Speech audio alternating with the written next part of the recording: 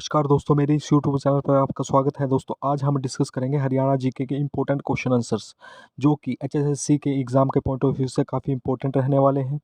और अगर आपने हमारे चैनल को सब्सक्राइब नहीं किया है तो सब्सक्राइब कर लीजिएगा दोस्तों, ताकि आने वाली वीडियो की अपडेट सबसे पहले आपको मिल जाए। तो चलिए वीडियो शुरू करते हैं दोस्तों।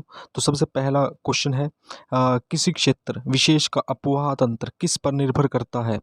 तो इस क्वेश्चन का आंसर होगा ऑप्शन डी, यानी कि क्षेत्र की स्थलाकृति, क्षेत्र की चट्टानों की संरचना और बहते जल की मात्रा, इन सब पर जो है किसी क्षेत्र विशेष का अपवाह तंत्र निर्भर करता है।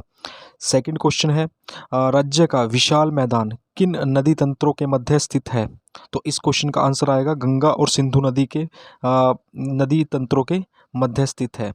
क्वेश्चन नंबर थर्ड है, राज्य की अधिकतर नदियाँ किस भाग में प्रवाहित होती हैं? तो इस क्वेश्चन का आंसर होगा ऑप्शन डी, दक्षिण भाग में। क्वेश्चन नंबर 4 है, हरियाणा की भौगोलिक विशेषता के अनुसार राज्य के अपवाह तंत्रों को कितने भागों में वर्गीकृत किया गया है? तो ये किया गया है 2 भागों में। क्वेश्चन नंबर 5 है, राज्य के उत्तरी अपवाह तंत्र की अधिकतर नदियाँ किन पहाड़ियों से निकलती हैं? तो उत्तरी अपवाह तंत्र की जो अधिकतर नदियाँ हैं वो निकलती हैं शिवालिक की पहाड़ियों से। क्वेश्चन नंबर 6 है, किस नदी का उद्गम स्थल बंदरपूंछ की चोटी पर है? तो इस क्वेश्चन का आंसर होगा, क्वेश्चन नंबर 6 का आंसर होगा ऑप्शन सी, यानी कि यमुना नदी। क्वेश्चन नंबर 7 है, राज्य में यमुना का प्रवेश द्वार किस जिले के अंतर्गत पड़ता है? तो इस क्वेश्चन का आंसर होगा option B, Yamuna Nagar. Question number 8 है, हरियाणा में सदा बहने वाली नदियाँ निम्न में से कौन सी है? तो जो सदा बहने वाली नदी है वो है यमुना नदी। क्वेश्चन नंबर 9 है, कौन सी नदी मैदानी क्षेत्र में यमुना की सहायक नदी है?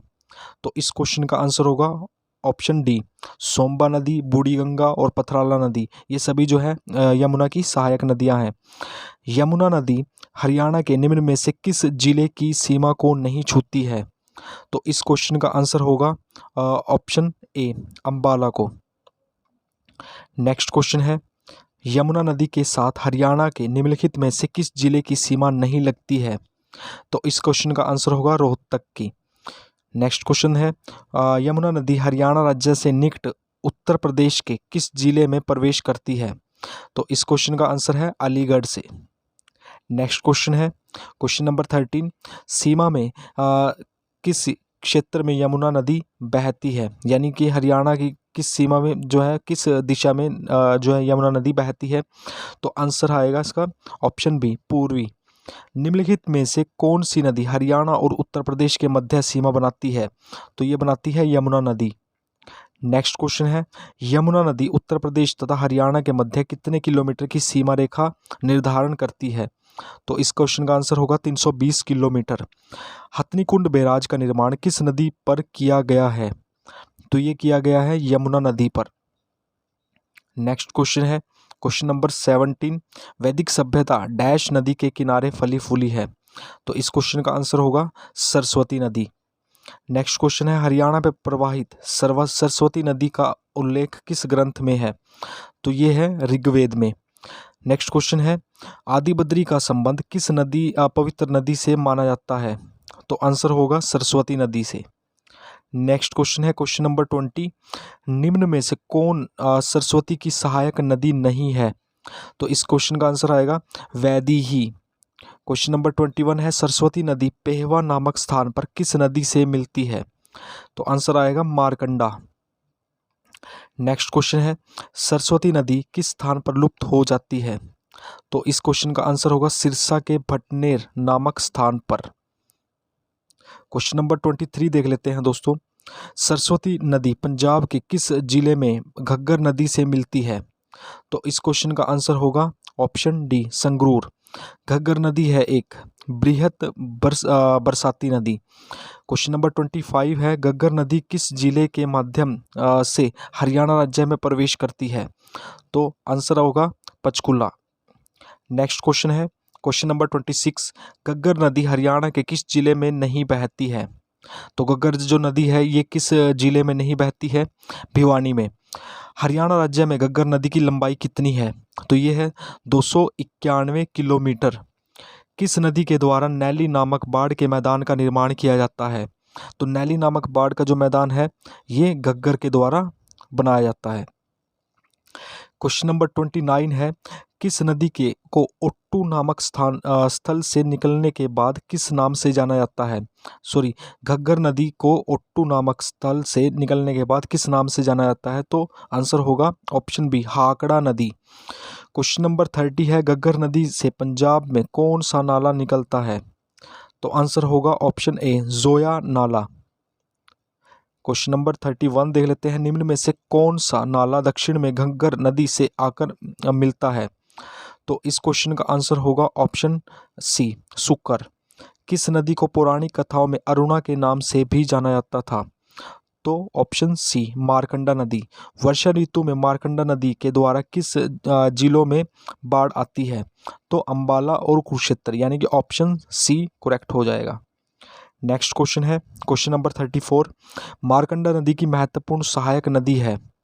तो इस क्वेश्चन का आंसर होगा टांगड़ी नदी। निम्न में से कौन सी नदी मारकंडा की सहायक नदी है? तो मारकंडा की जो सहायक नदी कौन सी है दोस्तों? तो इस क्वेश्चन का आंसर होएगा ये सभी, टांगड़ी, रण, बेगना और नकटी। क्वेश्चन नंबर 36 है, मोरनी हिल्स किस नदी का उद्गम स्थल है? तो मोरनी जो हिल्स है ये किस नदी का उद्गम स्थल है? टांगड़ी नदी का। नेक्स्ट क्वेश्चन है क्वेश्चन नंबर 37, वह नदी जो सोलन जिले में डगशाई नामक स्थान से के पास शिवालिक श्रेणी में जन्म लेती है उसका नाम क्या है? तो आंसर होगा टांगड़ी नदी। नेक्स्ट क्वेश्चन है क्वेश्चन नंबर 38, शिवालिक की पहाड़ियों बहुत सी नदियों का स्रोत है, ऐसी ही एक नदी है जो शिवालिक की पहाड़ियों से निकलती है, तो टांगड़ी नदी। टांगड़ी डैश की एक सहायक नदी है, तो आंसर होगा मारकंडा की। बलियाली तथा आमरी किस नदी की सहायक नदियां हैं? तो इस क्वेश्चन का आंसर होगा ऑप्शन डी, इनमें से कोई नहीं।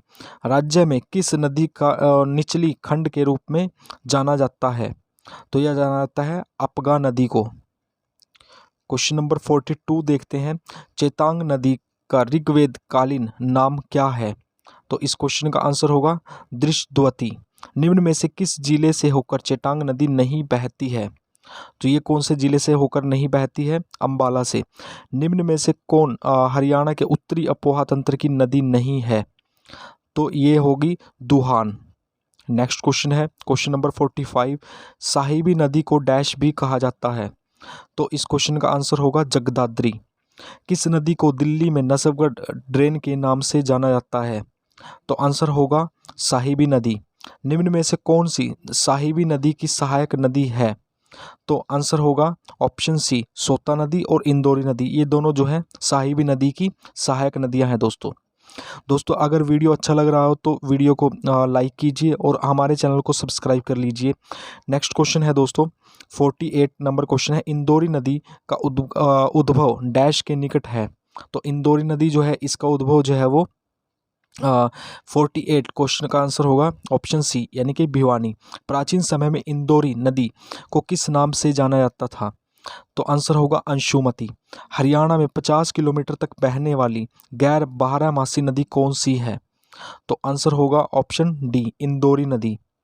नेक्स्ट क्वेश्चन है, दुहान नदी हरियाणा राज्य में कितनी किलोमीटर तक प्रवाहित होती है? तो इसका आंसर होगा 50 किलोमीटर।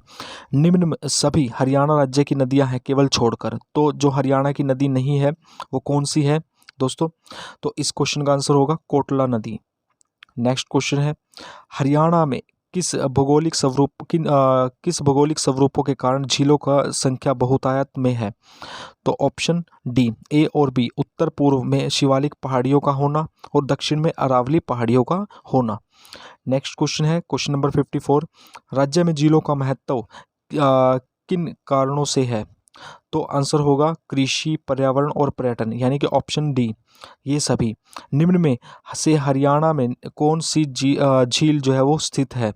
तो हरियाणा में जो है दमदमा झील भी है, खलीलपुर झील भी और कोटला झील, ये सभी जो झीलें हैं हरियाणा के अंदर स्थित है। तो इस क्वेश्चन का आंसर होगा ऑप्शन डी, क्वेश्चन नंबर 56 है, बड़खल झील किस जिले में स्थित है? तो बड़खल झील जो है ये फरीदाबाद में स्थित है। बड़खल झील का निर्माण किस वर्ष बांध का निर्माण किया गया था? तो 1947 में। दमदमा झील डैश में स्थित है? तो ये गुरुग्राम में स्थित है दोस्तों। नेक्स्ट क्वेश्चन है क्वेश्चन नंबर 59, राज्य की किस झील पर पोलो स्पोर्ट्स सेंटर का निर्माण किया गया है? तो इस क्वेश्चन का आंसर होगा दमदमा झील पर। किस झील में साइबेरिया से आने वाले बारेडी नामक पक्षी को देखा जा सकता है? तो इस क्वेश्चन का आंसर होगा सुल्तानपुर झील में। नेक्स्ट क्वेश्चन है क्वेश्चन नंबर 61, कोटला झील स्थित है? तो कोटला झील जो है वो नूह या फिर मेवात में स्थित है। भिंडावास झील को किस वर्ष भारत सरकार द्वारा वन्य जीव अभ्यारण्य के रूप में दर्जा दिया गया? तो आंसर होगा ऑप्शन ए 1986 में। और जो भिंडावास झील है जो दोस्तों ये है झज्जर जिले में। चक्रावती किस झील का अन्य नाम है? तो ये है कर्ण झील का। हरियाणा में करनाल में प्रसिद्ध झील का क्या नाम है? तो कर्ण झील। नेक्स्ट क्वेश्चन है क्वेश्चन नंबर 65, किस झील पर राज्य सरकार द्वारा एक चिड़ियाघर का निर्माण बनाया जा रहा है? तो आंसर होगा तिलियार झील।